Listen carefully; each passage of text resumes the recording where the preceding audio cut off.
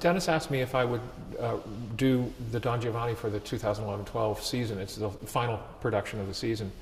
And I said I'd love to. I'm directing it. I directed it recently in Fort Worth for the Fort Worth Opera Company. And it was because of that production that Dennis was very interested in it.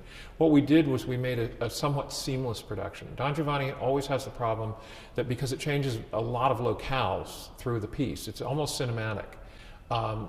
It sometimes can get very laborious because you have to stop, change scenery, and start again. And in the time of Mozart, you didn't, when he composed it, that really wasn't necessary. They would roll a drop down or bring a set of shutters and wings in very quickly and be someplace else. And so the composers in Mozart's time, and including Mozart, wrote no scene change music. There's nothing to cover.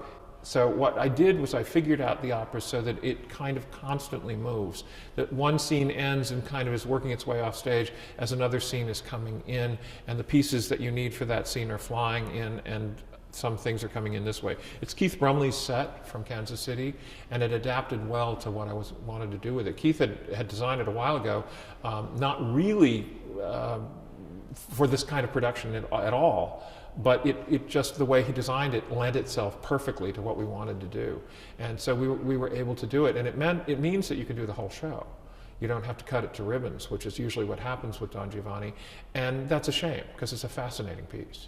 The production is not modernist, and there'll be no flaming heads or anything like that. Don Giovanni's had a lot of things done to it.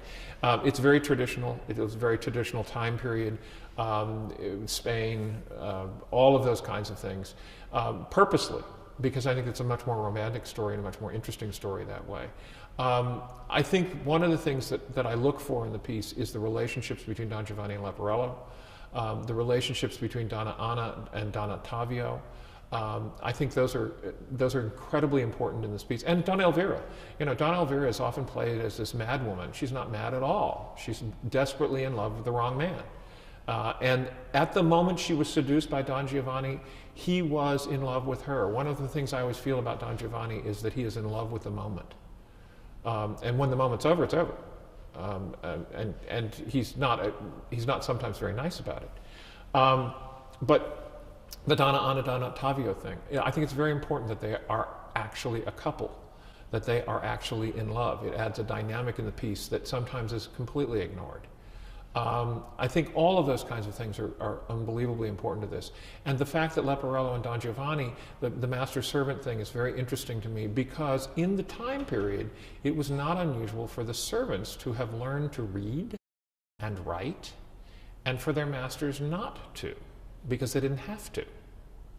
And in Don Giovanni, I think that's kind of implied. Leporello keeps the book of his conquests. When they're in the cemetery, Don Giovanni asks him to read the inscription on the tomb. I don't think that's just because he's being a pompous person. I think it's because I don't think Don Giovanni can read, and Leporello can. And it's the beginning of the rise of the middle class. And it's a fascinating story when you start looking at it that way. If you look at Zerlina and Mazzetto, the same kind of thing. It's all of this feudal system falling away and the rise of the middle class. And that's an underlying theme in the piece, which I think keeps it from becoming a pure out-and-out morality tale, which I think can sometimes scuttle the boat. So that's what I'm looking forward to it. I love the piece. It'll be my 9th Don Giovanni, yeah.